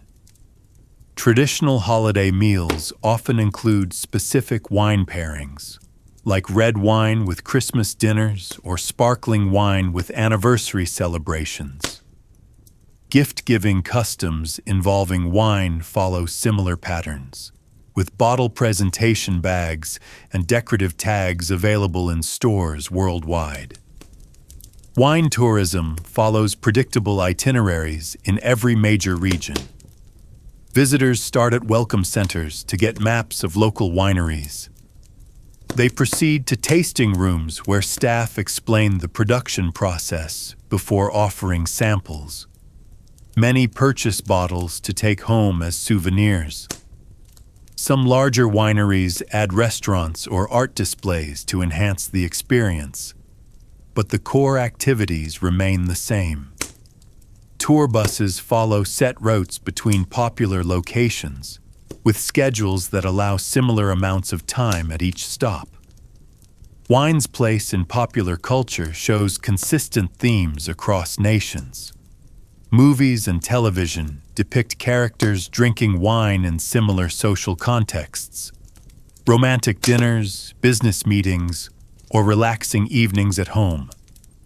Product placement ensures recognizable labels appear frequently, though the specific brands may vary by country. Celebrity endorsements follow familiar patterns, with famous chefs, actors, or musicians associating themselves with particular wines or regions. Health discussions about wine repeat the same points internationally. Moderate consumption often gets linked to potential heart benefits, while excessive drinking raises concerns about various risks. Government guidelines suggest similar limits for men and women in most countries. Warning labels on bottles vary slightly, but generally convey comparable messages about alcohol's effects. Medical professionals offer nearly identical advice about wine consumption to patients worldwide. The future of wine consumption appears unlikely to change dramatically. Younger generations show similar patterns of wine drinking as their parents, though some prefer different styles or brands. Economic factors influence purchasing decisions in predictable ways across markets. Health trends may shift some preferences toward lower alcohol options, but the fundamental role of wine in social and culinary contexts seems likely to continue along established lines. The globalization of wine culture has created a remarkably uniform set of drinking habits that show little sign of significant divergence in coming years.